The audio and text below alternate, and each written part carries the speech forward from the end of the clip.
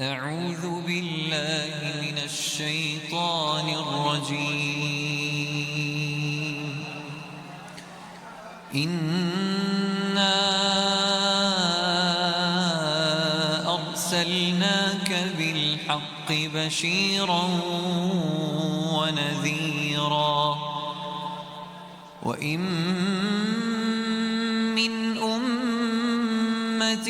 إلا خلا فيها نذير، وإن يكذبوك فقد كذب الذين من قبلهم، جاءتهم رسلهم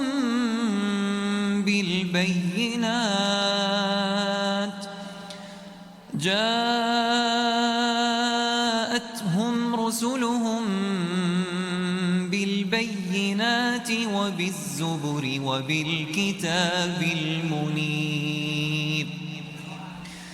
ثم أخذت الذين كفروا فكيف كان نكير.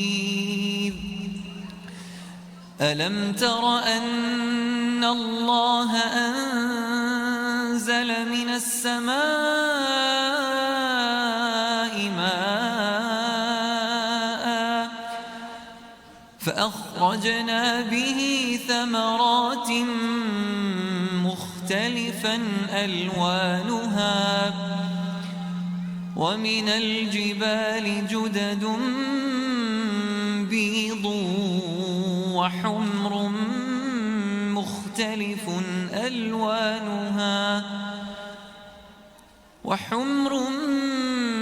مختلف ألوانها وغرابيب سود، ومن الناس والدواب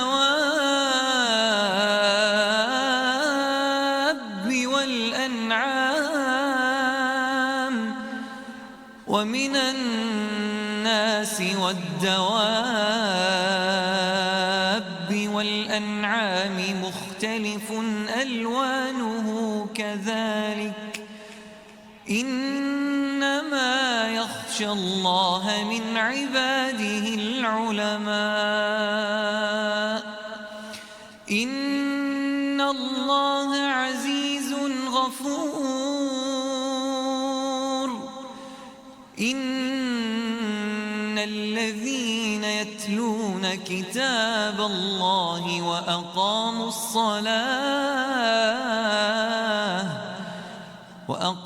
الصلاة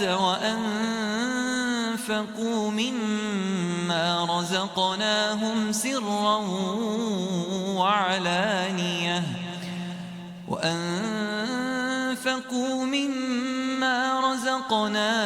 سرا وعلانية يرجون تجارة لن تبور، ليوفيهم أجورهم ويزيدهم من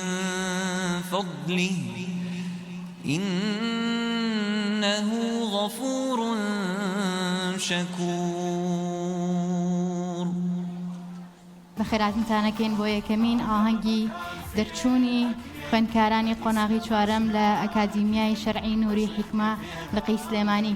عزیزان خۆمان بە خۆشحاڵەزانین لەم ئاهەنگە پڕشکە و مەجلیسە مبارەکەیە لە خزمەتتانە ئابین. دووبارە بەخێر بێن سەرچاوانمان.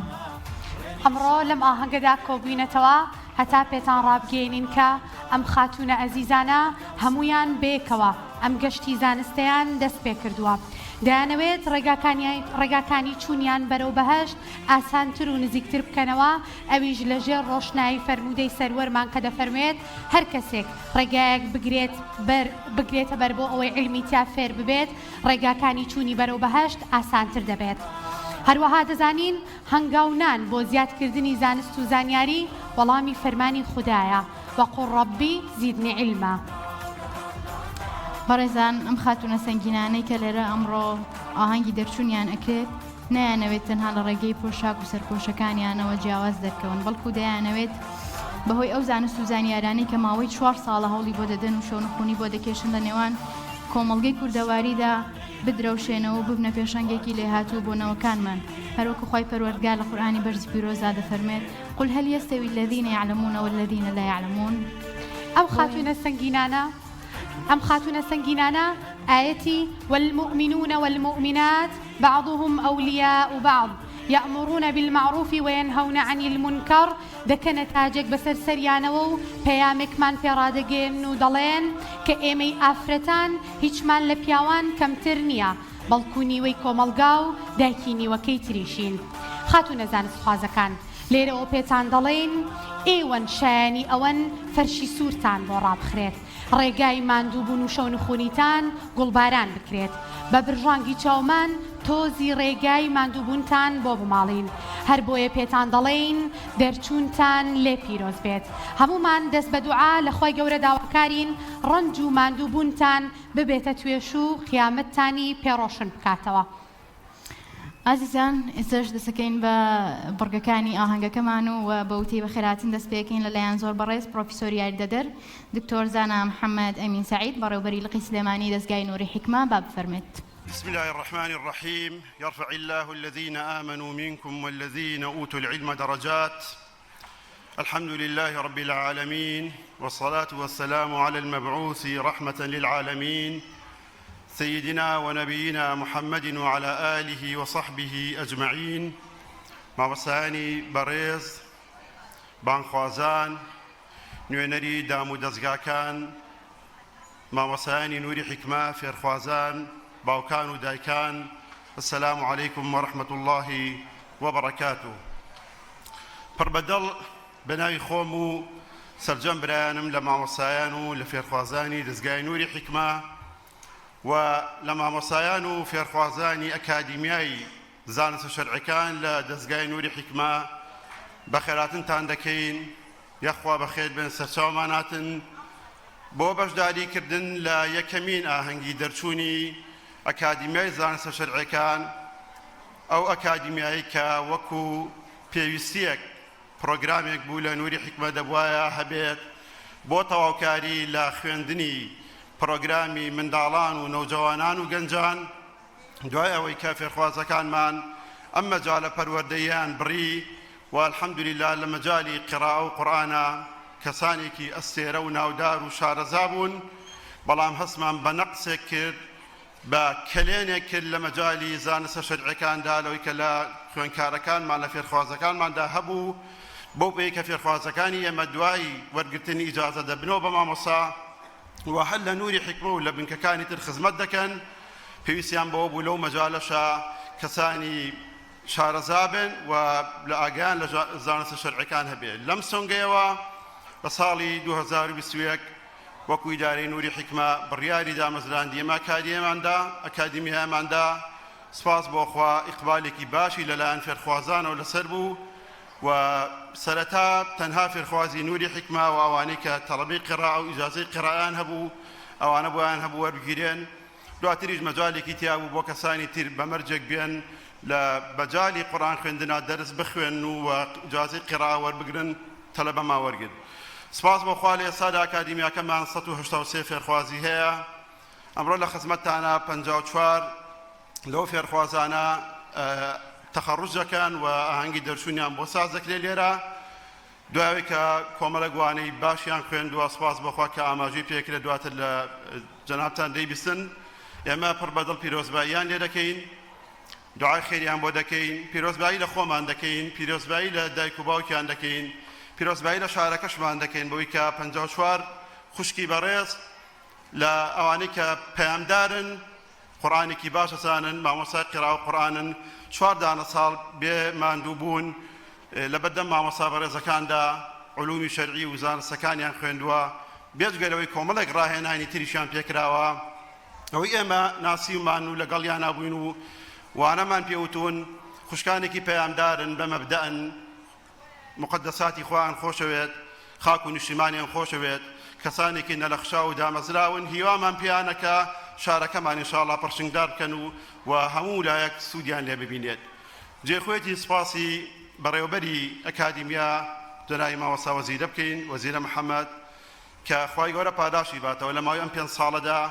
زۆر ماندوونە ناسانە خۆبەخشانە دڵسۆزانە هەوڵیدا شەو ڕۆژی خستە سەریەک بۆی ئەم ئەکادیمیا بکەوێتە سەر پێ و ڕێڕەوی خۆی وەربگرێ و سپاسی هەردوو یاری لە دەریشی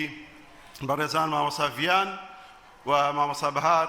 دەکەین کە بەڕاستی ئەوانیش زۆر کۆڵە دەرانە لە پشتی مامۆستا وەزیرە بوون و ئیدارێکی زۆر جوانی ئەم ئەکادیمیایان کرد و هەروەها سپاسی یەکبێکی مامۆستایانی بەڕێز ئەکادیمیاکەین مامۆستایانی مێزەسپی مامۆستایانی زانکۆ کە بە عیلم و حکمت و دانایی خۆیان لە ماوەی ئەم 4 ساڵەیە یارمەتیان داین دەستبارمان بوون و دەستیان نەنا بەڕوومانەوە بۆی ئەم کچە نازارانەمان و ئەم خوشکە نازارانەمان بگەنە ئەم ڕۆژەوە تەخەڕوج بکەن واروەها جێگەی خۆیەتی سپاسی هەموو سپۆنسەرە بەڕێزانە بکەین کە هاوکاری ئەکادیمیا بوون لە ڕابردوودا واروەها ئەم ڕۆژ لەم ئاهەنگەدا سپۆنسەری ئەم ئاهەنگیان کرد و هاوکارمان بوون سپاس بۆ بەڕێوەبەرایەتی ڕۆشنبیری سلێمانی بۆ دابینکردنی هۆڵەکە واروەها سپاسی دەستگا ئەمنیەکان دەکەین کە هەمیشە هاوکارمانن سپاسی کەناڵی ئاسمانی پەیام و کەناڵی ئاسمانی بانگەواز دەکەین کە ڕاستەوخۆ ئەمە ئەنگە قەشەنگەمان بۆ دەگوازنەوە سواسی هەموو کەسێک دەکەین کە بە کەلیمەیەک لەم پرۆژە مبارەکەدا لەگەڵمان بۆ وەلەدا هاتووشدا ئینشاڵڵا لەگەڵمان دەبێت کە ئێمە بەڕاستی پلانمان هەیە ئەکادیمیا زیاتر بەرەو پێشبەرین و خوشکی زیاتر وەربگرین و ئینشاڵڵا بە کوالیتی باشتر و بە زانستی باشترەوە پێشکەش بە کۆمەڵگەیان بکەین و بە دەرچوەکانی بەڕێز و خۆشەویستیش بۆ خوشکە ئازانەشمان دەڵێین دڵنیابن لەوەی خوای پەروەردگار ئیرادەی خێری بە ئێوە هەیە لەبەرەوە اختیار کراون بۆی کە لە فقهی شریعەت و لە زانستەکانی شریعەت ئێوە پشکتان هەبێت وەک پێغەمبەری خوا صلی الله عليه وسلم فەرمێ من يريد الله به خيرا يفقهه في الدين دووبارە بەخێر بێن سەرچاومان هاتن یاخوا بەخێر بێن والسلام عليكم ورحمة الله وبركاته خۆشەویستان ئازیزان یەکێک لە ئەو مامۆستایانەی کە لە دەستگای نووری حیکمە خزمەتێک پێشکەشەکە لە کەف و کوڵی ناخی خۆی و لە پەرۆشی بۆ ناخی خۆی بەسەرم کچە جوانانەیە شعرێکی نووسیوە دوو کۆپلەی نووسیوە حەزەکەم بۆ ئێوەی بخوێنینەوە کە ئەفەرمێ بڵندیتان وەصف ناکرێت چونکە خودا ناوی ناون پاکی و جوانیتان بێگەردە ئێوە وەک گلێنەی چاون خودا پایی بڵند کردوون ئیتر قسەی ئێمە چییە زانستخوازیتان لێ پیرۆز هیچ شتێک هاوشانی نییە خۆشەویستان ئێستا خوێندکارانی خۆشەویستی قۆناغی 4 خوێندکارانی دەرچووی ئەکادیمیای شەرعی دەستگای نووری حیکمە باڵەکەینە سەر ستەیج بەڵام یەک تێبینی هیوادارین بە خێرایی بتوانن بێنە سەر ستەیجەکە و لەگەڵ خوێندنەوەی ناوەکانیان لەسەر شوێنەکانی خۆیان دانیشن فەرمون خوێندکار هێوی سەباح ڕەئوف گەشبین کامیل مەحموود دیا طارق محەممەد ئەمین سندوس کامیل ڕۆستەم هانا حسێن ئەمین خوێندکار پەیام تۆفیق مەمەند هیران عەبدولمەجید محەممەد زەمەند ئیدریس ئەحمەد هێشوو محەممەد مەجید دیە محەممەد قادر شێوە محەدین ئەحمەد لەنیا بارام سەلاح سیما فەخرەددین قادر ئازیز طارق حەمە مێلاف عەزیز ساڵح کانی ئەحمەد حەمە عەزیز شنە فائق محەممەد سارا محەممەد عەلی سیڤان سیروان محەممەد ئیڤان محسین جەمال نازناز کامەران عەبدوڵڵا شێنێ والی خالید چرۆ کەمال حەمە فیردەوس یوسف مەحموود هەناو محەممەد فەتاح بەستە قادر نەجمەدین سەنا حارس عەبدوڵڵا سەناریا داود عەبدوڵڵا ئامێز طارق حەمە نەخشین ڕەحمان ڕەحیم هودا نەسڕەدین عەبدوڵڵا سۆزیار سەعید حەمە ئیمان محەممەد عەلی هودا محسین حەسەن شیفا یاسین ڕەحیم ڕۆژین نەجمەدین حسێن ئاسیا نەریمان عەزیز هێڤی عومەر عەبدوڵڵا دنیا ئاسۆ عەبدوڵڵا شۆخان عەبدوڵڵا محەممەد لەنیا عوسمان ڕەحیم خەزان خدر ساڵح گەشبین حەمید ئەحمەد تەرزا عەبدوڵڵا مەحموود ڕوخسار ئەبوبەکر شەریف هێلین ئەنوەر غەفور شنیار بەهادین مەمەند ژینیا بورهان عەلی سایە ئومێد محەممەد ڕەشید سیما عومەر نەجمەدین پەرۆش فاتح ئەحمەد نەدا بێساران ڕەضا سۆما محەممەد عەلی شەیما عەلی عەزیز عزیزان ئەمە خوێندکارە دەرچووەکانی قۆناغی چوارە من کە ئەم ساڵ لە پەیمانگای زانستە شەرعیەکانی دەستگای نووری حیکمە لەم ئاهەنگی دەرچوونەیە دەستگا ئاهەنگی بۆ ساز کردوون و بە ئامادەبوونی ئێوەی بەڕێز خێزانە بەڕێزەکانیان مامۆستا زۆر بەڕێزەکان بەڕێزانی دەستگای نووری حیکمە و میوانە تایبەتەکانمان لە ناوەندەکانی حکوومەت و لە حیزب و دەستگا جیاوازەکان لێرە ئامادەین داواکارین بچینە بڕگەی دوای ئەوە بۆ ئەوەی کە بەڕگەی ئەکادیمیان وتارێکمان هەیە لەلایەن جەنابی مامۆستا وەزیرە محەممەد بەڕێوبەری ئەکادیمیای زانستە شەرعیەکانی دەستگای نووری حیکمە لە قیسلێمانی با بفەرمێت بۆ پێشکەشکردنی وتەکانی. بە ناوی خوای گەورە و میهرەبان سپاسی بێپایان بۆ خوای گەورە کە هیدایەتی داین لەسەر ڕێبازەکەی و ڕێنمینی کردین بۆ وەرگرتنی ئەم ئەرکە پیرۆزە. بەخێرهاتنی سەرجەم ئامادەبووان و مامۆستایان و میوانە بەڕێزەکان دەکەین. بەڕێزان، بیرۆکەی پێکێنانی ئەکادیمیای زانستە شەرعیەکان لە کۆبوونەوەیەکەوە دەستی پێکرد کە تایبەت بوو بە دایکان و باوکان ژمارەیەک لە نەوجەوانانی دەستگای نووری حیکمە دوای گفتوگۆکردن لەسەر گرنگی پەروەردەی نەوەکانمان لەمڕۆدا گەیشتینە ئەو دەرەنجامەی کە پێویستە ناوەندێکی پەروەردەیی زانستی شەرعی پێک بهێنین. پرۆژەیەکمان گەڵاڵە کرد لەگەڵ چەند خوشکێکی بەڕێز بۆ دەستەی باڵای بەڕێوەبردننی دەستگای نووری حیکمە لقی سلێمانی پاش پەسەندکردنی ئەو ئەرکەیان بە بەندە سپارد. بەندەش وەک خولێک لە ساڵی 2021 دەستمان پێکرد دواتر فراوان بوو بۆ ئەم ئەکادیمیایە کە ئێستا لە فێرخوازانی بڕوانامەی کۆتایی وەردەگرن و قۆناغەکانی تریش بەردەوامن لە خوێندن.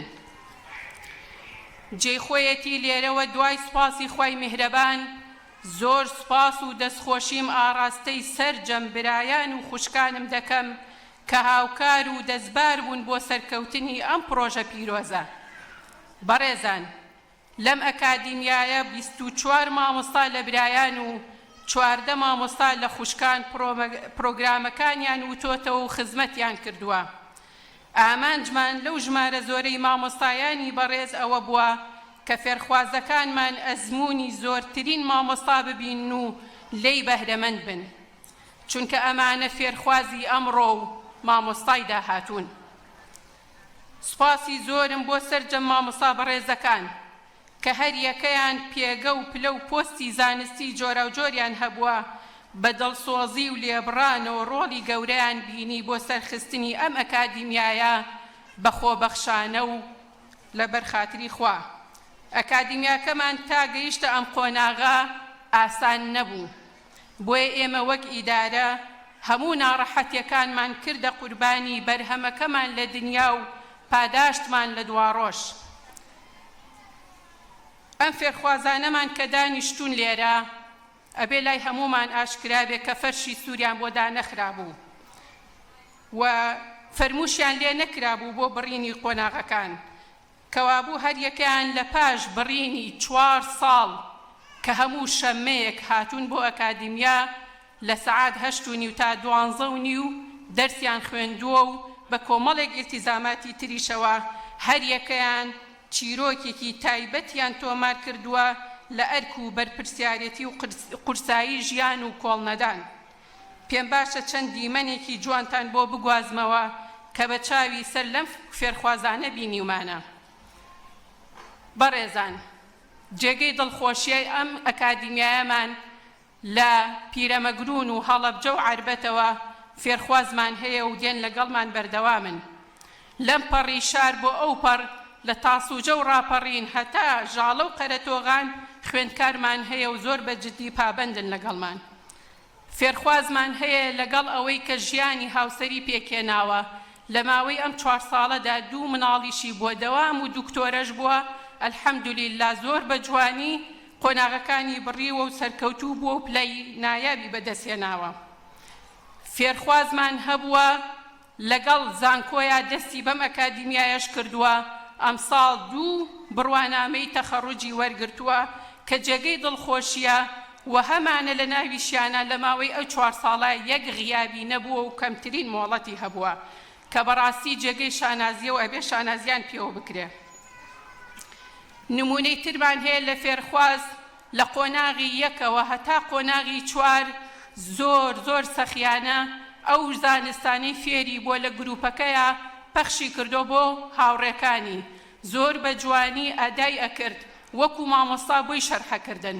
لە شەوی تاقیکردنەوە هەتا بەیانی وەڵامی هاوڕێکانی ئەدایەوە و هاوکاری ئەکردن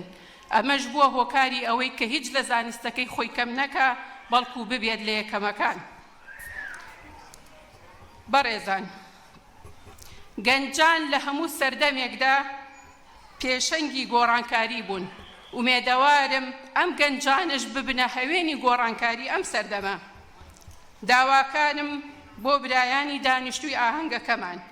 ئەگەر باوکی یا برای یا هاوسەری وەرگرتنی زانست واجبە لەسەرتان بەڵام کە بۆتان نەگونجاوە بۆ خۆتان ئەوە هاوکار و یارمەتیدەری کچ و خوشک و خێزانتان بن کاریان بۆ ئاسان بکەن ئێوەش لەو خێرە نەبراوە بەشدار ئەبن داواکاریەکەم بۆ لیژنەی ئەوقاف و خوێندنی باڵا کە پشتگیری ئەم ئەکادیمیایە بکەن چونکە بەڕاستی ئەم ئەکادیمیایە هیچی کەمتر نییە لە زانکۆیەک دەرچووی پۆلی 12 وەردەگرێت تەمەن 18 بۆ 25 ساڵ 4 قۆناغە هەر قۆناغێک 8 بۆ 9 مانگ دەخایێنێت لە هەر قۆناغێک 7 بۆ 8 وانە دەخوێنرێ توێژینەوەی دەرچوونیان پێ ئامادە دەکرێت بە کۆی گشتی 4 قۆناغەکە 33 کتێب ئەخوێنن و وانەیەکی ڕاهێنانیش پیان تەطبیقەکرێ تاقیکردنەوەی لە 120 و لە 160 و ڕۆژانە و لە 110 ئامادەبوونیان هەیە کە لە زانکۆکانیشە هەمان شت پیادە ئەکرێ بۆیە داواکارین کە پشتیوانی ئەم ئەکادیمیا بن بەڕێزان پەیامم بۆ گەنجان و بۆ فێرخوازان ئەمانەی کە دەرچوون و ئەو سێ قۆناغەش کە بەردەوامن ئێوەوانەکانی ژیانی فێربوون لە مامۆستا و پرۆگرامەکانی خوێندن چونکە کاتێک ئێوەوانەی زمان ڕەوان بێژیتان خوێند بۆ ئەوەیە شێوازی خوێندنەوە و نهێنیەکانی گرنگی زمان لە قورئان و سنەت و دەخە شەرعیەکان هەست پێ بکەن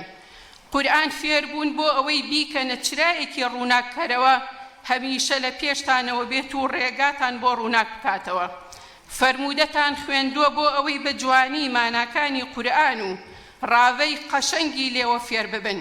ژیانی پێغەمبەردان صلی الله علیه وسلم بۆ ئەوە خوێندووە هەتا خۆتان بە سیرەتی پاکی ئەو مەزنە بڕازێننەوە و فێری تێکۆشان و شەونخوونی بپن لە پێناو بە ئاکام گەیاندنی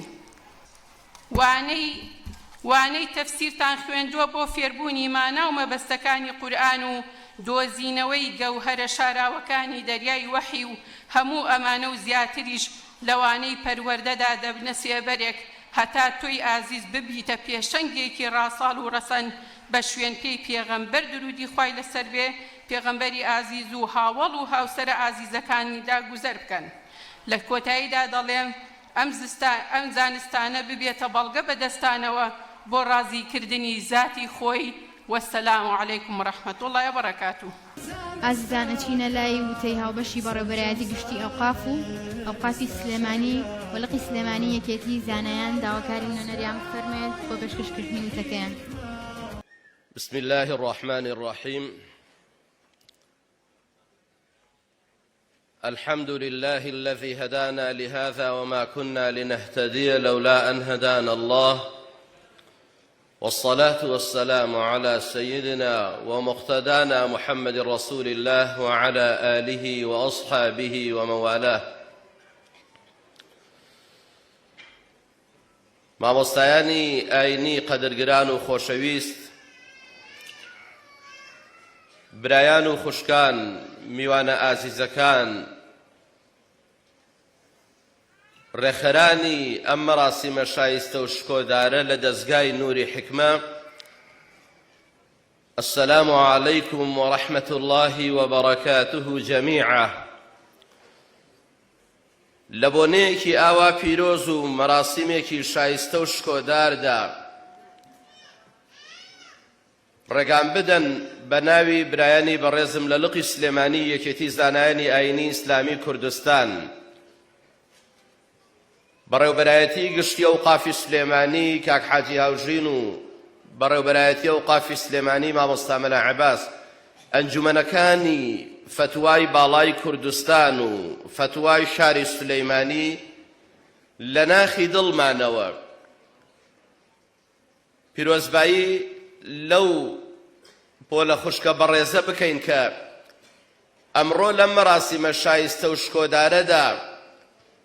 گەورەترین خەڵاتە کە پێشکەشیان ئەکرێت یاخوا پیرۆزیان بێت. دەستخۆشیمان لە مامۆستایانی ئەکادیمیای زانستە شەرعیەکان لە دەستگای نووری حیکمە کە کاتی زێڕینی خۆیان بەخشی بەوەی کە زانستەکانیان ئەوەی کە لەلایەنە لە هەگبەکەیانایە بەم خاتون و خوشکە بەڕێزانەی بڵێنەوە، بەوانیش بڵێن خەرمان بەرەکەت ڕەنجەکەی ئێوەش بە خەسار نەچوو. ئەوە ئەمڕۆ پۆلێک لەو خوشکانە لەم مەراسیمە شایستە و شکۆدارەدا ئەو خەڵاتی ڕێزلێنان و ئەو تاجی عیزەت و شەرەف و شکۆمەندیان پێبەخشرێت. گەورەی ئەم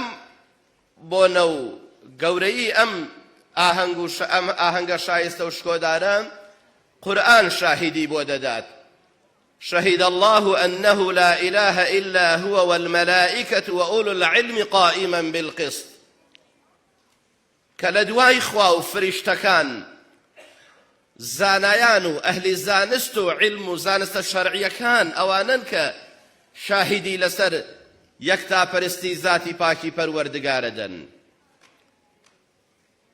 گەورەی ئەم جۆرە مەجلیسانە قورئانە شاهدی بۆ دەدات و دەفەرمێ يرفع الله الذين آمنوا منكم والذين أوتوا العلم درجات. بەسە بۆ گەورەی ئێوەی بەڕێز و خۆشەویست کە پێغەمبەری خۆشەویست صلى الله عليه وسلم بە ئەهلی خێر ناوزەتان بکات و بفەرمێت من يريد الله به خيرا يفقهه في الدين. بۆیە ئێمە لە یەکێتی زانایانی ئاینی ئیسلامی کوردستان وێڕای پیرۆزباییمان لە ئێوەی بەڕێز و خۆشەویست، دەستخۆشیمان لە مامۆستایانی ئازیزی و قەدرگران و خۆشەویست پێتان دەڵێن خەرمان بەرەکەت و سەلمێنەری ئەو ڕاستیەن کە ئەمڕۆ لەم بۆنە شایستە و شکۆدارەدا دەرخەری ئەوە بوون کە بەڵێ شاری سلەیمانی شاری ڕۆشنبیریە، کە بەڵێ شاری سلەیمانی شاری گەورە زانایانە، ئەو شارەیە کە مێژوویەکی درێژخایەنی لەگەڵ زانست و زانستە شەرعیەکانە هەبووە، چ بۆ مامۆستایانی پیاو و چ بۆ خاتونە سەلار و سەنگینەکان کە لە مێژووی ئەم شارەدا و لە ناوچەکانی دەوروبەری سلەیمانیدا دەیان و سەدان خاتون و خانمی سەلار و سەنگین لە خزمەت ئایەتەکانی قورئان و فەرمودەکانی پێغەمبەر و زانستە شەرعیەکانە بوون. ئەمە دەرخەری ئەو ڕاستیەیە لە کات و سەردەمێکی وەکو ئێستادا کە دەیسەلمێنن بەڵێ ئیسلام تەنها بۆ چین و توێژ و تەبەقەیەک نییە. ئیسلام نایەوێ خانمانی بخاتە لاوە، نایەوێت تەنها بۆ گۆشەنشینی بیان هێڵێتەوە، بەڵکو ئیسلام ڕێگەی داوە چۆن پیاوان لە مەجالەکانی خۆیانە دەور و کاریگەری خۆیانیان هەیە ئافرەتانیش بە هەمان شێوە ئەو ڕۆڵە کاریگەرە ببینن لە بوارەکانی پەروەردە و فێرکردندا، لە بوارەکانی پزیشکیدا، لە بوارەکانی زانستە شەرعیەکاندا. ئێوەن زیندوکەرەوەی ڕێبازەکانی ئافرەتانی سەردەمی پێغەمبەر صلی الله عليه وسلم، ئێوەن درێژە پێدەری ڕێبازەکەی فاتیمەی کچی محەممەدی سەمەرقەندی ڕەزا و ڕەحمەتی خوای لێبێ کە ئەم ئافرەتە ناودارەی مێژووی ئیسلام کە لە سەدەی 12 زاینیدا یەکێک بوو لەوانەی کە لە خزمەتی باوکیا بوو مامۆستایانی بەڕێز و خۆشەویست و قەدرگران ئاشنان پێی کە خاوەنی کتێبی تحفەت الفقها لە مەذهبی فقهی ئیمامی ئەبوو حەنیفەدا ڕەزا و ڕەحمەتی خوای لێبێ. کاتێ ئەم خانمە سەلار و سەنگینە بە دەستەکانی خۆی فتواکانی باوکی ئەنووسێتەوە، کاتێ ئەم خاتونە سەلار و سەنگینە خەڵقانێکی زۆر داخوازی کەریبوون بۆ ئەوەی بتنە ژیانی هاوسەریەوە لەگەڵیا لە دەسەڵاتدارەکان و لە سەرمایەدارەکانی ئەو کات و سەردەمە، بەڵام باوکی ڕەتی کردەوە. بەڵام یەکێ لە کەسەکان و تەلەبەکانی بەردەسی خۆی کە عەلاءالدینی کاسانی بوو کە شەرحی کتێبەکەی باوکی کردبوو لە هەشبەرگا بە ناوی بەدایع الصەنایع ئەی کاتە مارەی و باوکی کچەکەی خۆی پێئەدا. ئەوەیە پەروەردەیەکی ڕاست و دروست، ئەوەیە ئەو پەروەردە ڕەسەنەی کە ئیسلام داوامان لێ ئەکات و خانمانی بەرز و باڵا دەورێکی ڕۆڵ و کاریگەریان هەیە. بۆیە لەو کات و سەردەمەدا هەر فتوایە مۆر و ئیمزای فاتیمەی کچی محەممەدی سەمەرقەندی پێوە نەبووایە لای زانایانی ئەو کات و سەردەمە مەقبول نەبوو ڕەت ئەکرایەوە. بۆیە خۆشەویستان جارێکی تریش پیرۆزباییتان لێ یەکەم، ئێوە سەلمانتان کە خەڵقانێک ئەگەر بێوێ بەرگی باڵاپۆشی لە خانمەکان دوور بخاتەوە، بێوێ لە زانستە شەرعیەکان دووری بخاتەوە، بێوێ لە کلتور و لە بەرنامەی ڕەسەنایەتی ئاینی پیرۆزی ئیسلام دووری بخاتەوە، ئێوە سەلمانتان و دەیسەلمێنن کە زیندووکەرەوەی مێژووی ڕاستەقینەی ئاینی پیرۆزی ئیسلامین لە شاری سلەیمانی و لە ناوچەکانی تردا. خەرمان بەرەکەت سەربەرز بن، پیرۆز بێ لە خانەوادەکانتان، پیرۆز بێ لە ئێوەی بەڕێز و خۆشەویست، دەستخۆشی لە مامۆسایانی بەڕێز و خۆشەویستەکەین. ئێمە لەلایەن خۆمانەوە وەکو یەکێتی زانایانی ئاینی ئیسلامی کوردستان پشتیوانی تەواوی داواڕەوەکانی دەستگای نوری حیکمە و ئێوەی بەڕێز و خۆشەویستیژین. وەسەلام عەلەیکم وەڕەحمەت الله وبەڕەکاتوه. ئێستاش داوا لە دکتۆر سەباح بەرزنجیەکەین بفەرموێت بۆ پێشکەشکردنی وتارێک لەلایەن جەنابیانەوە. بسم الله الرحمن الرحيم. الحمد لله رب العالمين، والصلاة والسلام على خاتم الأنبياء والمرسلين سيدنا محمد وعلى آله وصحبه أجمعين. والسلام عليكم ورحمة الله وبركاته. مامۆستایانی بەڕێز و خۆشەویست، بانخوازانی هێژا، خوشکانی گرانقەدر و برایانی عزیز، السلام عليكم ورحمة الله وبركاته. سلام قولا من رب رحيم. دەستخۆشیەکەم لە برایان و خوشکانمان لە دەستگای نوری حیکمە بە تایبەتی بەڕێوەبەرانی ئەکادیمیای زانستە شەرعیەکان بۆ ئەم هەنگاو و داهێنانەی کە ئەمڕۆ ئێمە بەرهەمەکەیمان بینی ئەندازەیەک. قەزیەی ئەم ناوەندە و ئەم ئەکادیمیایە قەزیەیەکی زۆر گرنگە. قەزیەی عیلم و ئیمان و ئینتیمایە، بەستنەوەی عیلمە بە ئیمانەوە و بەستنەوەی عیلم و ئیمانە بە ئینتیما و بە هویەت و شناسەوە. ئێمە ئەو شانازیەمان هەیە کە خوای پەروەردگار کردوینی بە خاوەنی قورئان، ذلك الكتاب لا ريب فيه هدى للمتقين. ئەو قورئانەی خوای پەروەردگار سوێنی پێ ئەخوا فەرمێ قاف والقرآن المجيد، لشوێنێکی ترا فەرمێ ياسين والقرآن الحكيم. قرآنی مەجید يعني قرآنی شکۆمەند، قرآنی حەکیم واتە قرآنی پڕ لە حکمت و دانایی، کەواتە ئەو کەسەی قورئانی هەبێ، ئەو میلەتەی قورئانی هەبێ، ئەو گەلەی لەگەڵ قورئان بێ، بە هەموو مانایەک شکۆمەند و بە هەموو مانایەک حەکیمە. ئەو حکمەتەی کە یەکێکە لە ئەرکە گەورەکانی پێغەمبەر صلی الله عليه وسلم ويعلمهم الكتاب والحكمة، فێری کتابمانەکا کە قورئانە و فێری حکمەتیشمانەکا، بە دەرەجەی یەکەم سونەتەکەی، بە دەرەجەی دووەم چی ڕاستە فێرمانی ئەکا و چی باشە ئەبێ بیکەین. چونکە حکمت دوو حکمەتە، حکمەتی تیۆری کە بریتیە لەوەی بزانین چی هەیە و چی نییە، حکمەتی دووەم حکمەتی کردەیی کە بزانین چی باشە بیکەین و چی خراپە نەیکەین. لە هەموو عەسر و زەمانێکە ئینسان پێویستی بەو دوو حکمەتە هەیە. ئەو دوو حکمەتەش بەبێ قورئان ممکن نابێ. تێگەیشتن لە قورئانیش بەبێ زانستی جۆرا و جۆری پڕاوپڕ، بەبێ زانستی عەقڵی و نەقڵی، بەبێ زانستە ئامرازیەکان و زانستە مەقاسیدیەکان، بەبێ زانستە مرۆییەکان و زانستە سروشتیەکان، بەبێ زانستە ئەندازەییەکان و زانستە پزیشکیەکان، بەبێ زانستە کۆمەڵایەتیەکان و مێژوویەکان، بەبێ ئەم زانستانە ئینسان ناتوانێت لە قورئان تێبگا. بۆیە تەفسیری قورئان چەند ڕەهەندێکی هەیە، لە ڕەهەندی وشە و زمانەوە دەست پێ ئەکا تا باقی ڕەهەندەکان. لە هەموویشیانە نەتیجەکەی ئەوەیە ئێمە چۆن خوا بناسین. ناشتوانین خوا بناسین ئەگەر خۆمان نەناسین، چونکە خۆناسین سەرەتای هەنگاوەکانی خواناسینە. ئەگەر ئینسان وای لێ هات ئەوسا ئەبێ بە عالم، عالمێکی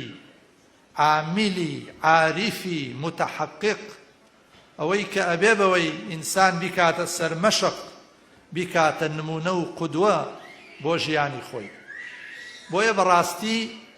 هەنگاوی پێگەیاندنی کەسانی شارەزا و زانا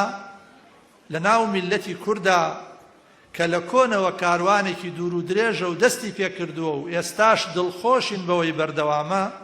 ئەم هەنگاوە هەنگاوێکی حەزاری گەورەیە، هەنگاوێکی ژیاری گەورەیە، هەنگاوێکی پەروەردەیی گەورەیە. ئەو کەسانی ئەسنە ژێرباری پێگەیاندنی کەسانی زانا لە خوشکان و برایان بەڕاستی ئەجر و پاداشتێکی گەورەیان هەیە لای خوا و پەسند و مەدحێکی گەورەیشیان هەیە لای ئەهلی دنیا. ئەوەی کە مەبەستە عەرزی ئەوەی بەڕێزی بکەم، ئەم پۆلە خوشکە بەڕێزە کە بەو شێوەیە، بەو لێبڕانە، بەو پەرۆشیە فێری زانست و زانیاری شەرعی بوون، لەگەڵ ئەو زانست و زانیاری تریش کە فێری بوون لە قوتابخانەکانە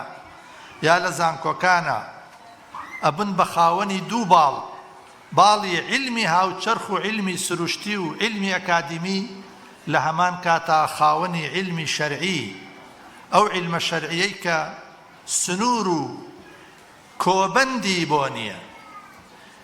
لەلایەکەوە شەرەفیابن،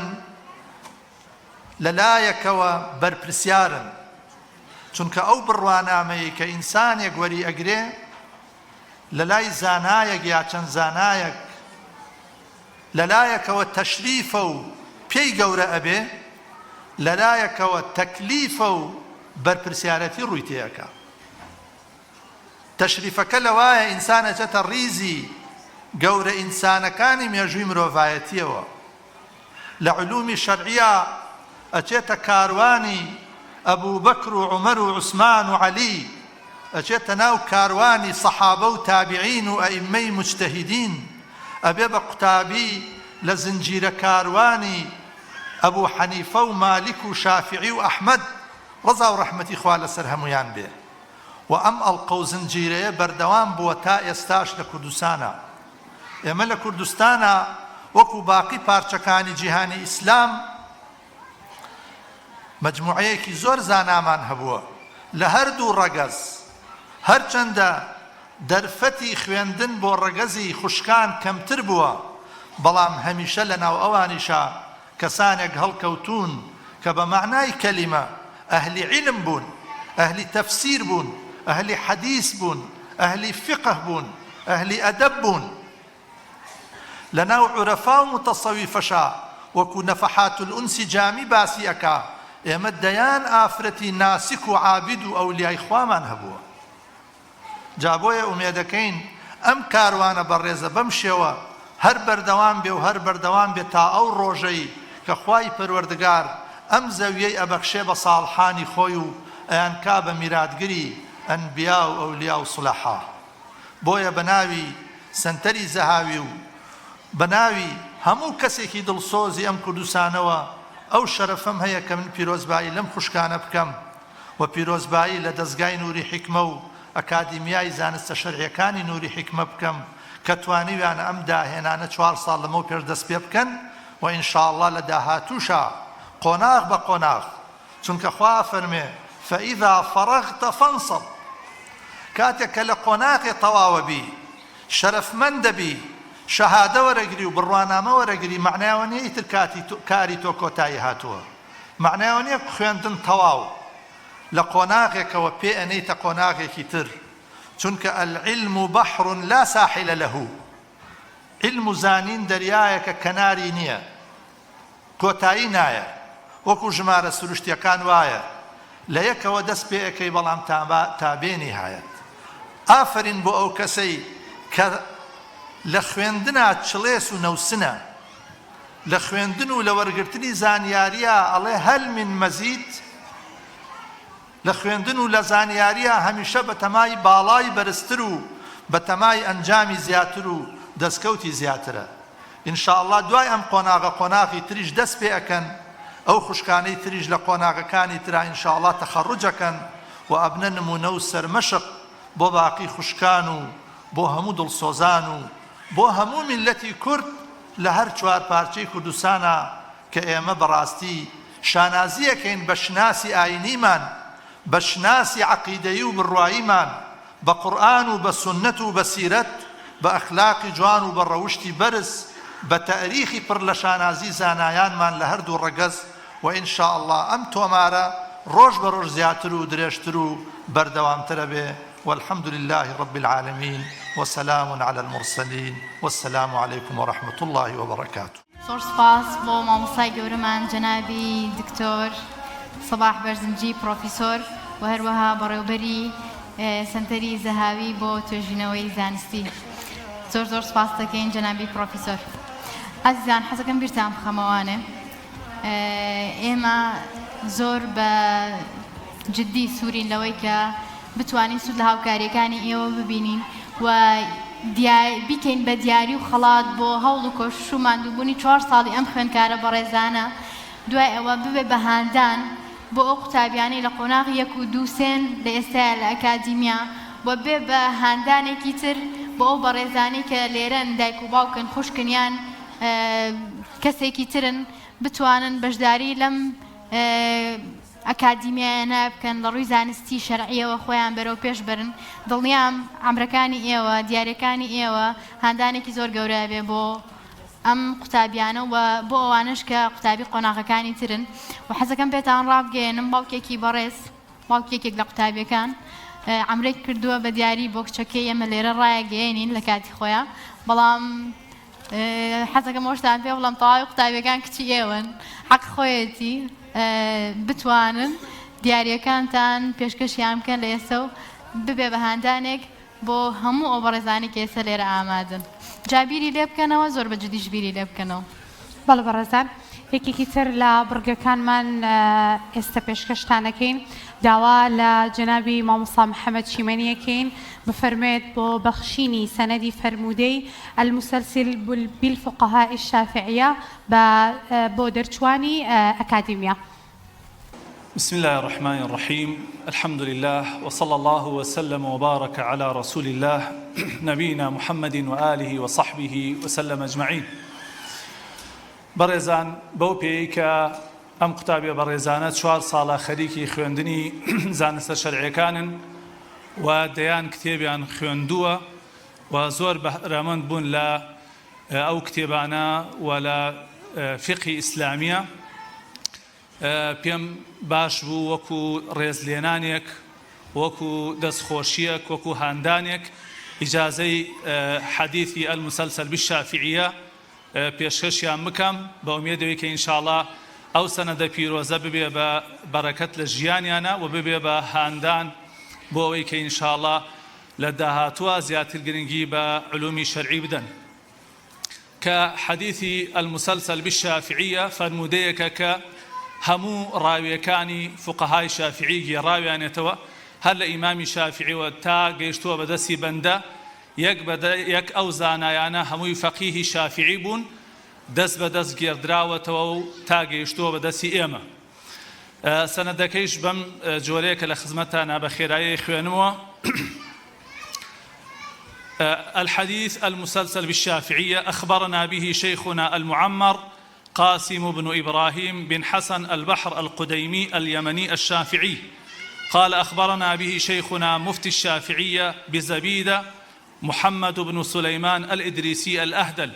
عن والده سليمان الإدريسي الأهدل عن والده محمد بن سليمان الأوسط الأهدل عن الوجيه عبد الرحمن بن سليمان الأهدل الشافعي قال حدثني والدي السيد سليمان بن يحيى الأهدل الشافعي أخبرنا أحمد بن محمد شريف مقبول الأهدل الشافعي أخبرنا أحمد بن محمد النخلي المكي الشافعي حدثنا عبد الله بن سعيد باقشير المكي الشافعي حدثنا عمر بن عبد الرحيم البصري شيخ الشافعية بمكة حدثنا الفقيه أحمد بن محمد بن حجر الهيتمي الشافعي حدثنا شيخ الإسلام زكريا الأنصاري الشافعي أخبرنا الحافظ أحمد بن حجر العسقلاني الشافعي أخبرنا أبو حفص عمر بن رسلان البلقيني الشافعي أخبرنا أبو الحسن تقي الدين السبكي الشافعي أخبرنا الحافظ الشرف الدمياطي الشافعي أخبرنا الحافظ المنذري الشافعي أخبرنا أبو الحسن علي بن المفضل الدمشقي المقدسي أخبرنا الحافظ أبو الطاهر أحمد بن محمد السلفي الشافعي أخبرنا أبو الحسن علي بن محمد الكيا الهراسي الشافعي أخبرنا إمام الحرمين أبو المعالي الجويني الشافعي قال أخبرنا والدي أخبرنا القاضي أبو بكر أحمد بن الحسن الحيري النيسابوري الشافعي قال حدثنا الفقيه أبو العباس محمد بن يعقوب الأصم الشافعي قال حدثنا الإمام الهمام الربيع بن سليمان المرادي الشافعي أخبرنا أبو عبد الله محمد بن إدريس الشافعي أخبرنا مالك عن نافع عن ابن عمر أن النبي صلى الله عليه وسلم قال المتبايعان كل واحد منهما بالخيار على صاحبه ما لم يتفرقا إلا بيع الخيار. وأنا أجزت بهذه الإسناد الأخوات الفاضلات الطالبات اللاتي تخرجن من أكاديمية نور الحكمة للعلوم الشرعية إجازة خاصة، وأوصيهن بتقوى الله في السر والعلن والتمسك بالكتاب والسنة والدعاء لي ولوالدي ولمشايخي، وأتمنى لهن التوفيق. وصلى الله وسلم وبارك على نبينا محمد وآله وصحبه وسلم أجمعين. زور پیرۆزبایان لێکەم هیوادارم ئەم سەنەدە و ئەم حەدیثە مسلسلە مبارەکە ببێتە چرایەک بۆ ژیانیان و ببێتە بەرەکەت بۆ خۆیان و خانەوادان ئینشاءالله. والسلام عليكم ورحمة الله وبركاته.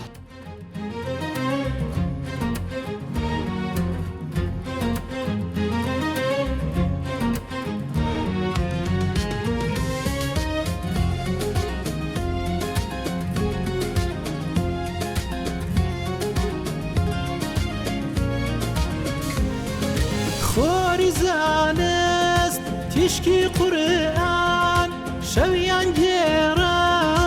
بە چراخان فەرمایشتی پێغەمبەرمان هێزوتینا بۆ هەنگاومان ئەکادیمیای زانستاکە سەرجەم زانستا شەریعەکە لەناو دەستگای نوری حیکمە سەکۆیەکە بۆ فێرخوازان بۆ داهاتووی پڕ مەعریفەت بۆ سەروار بوونی شەریعەت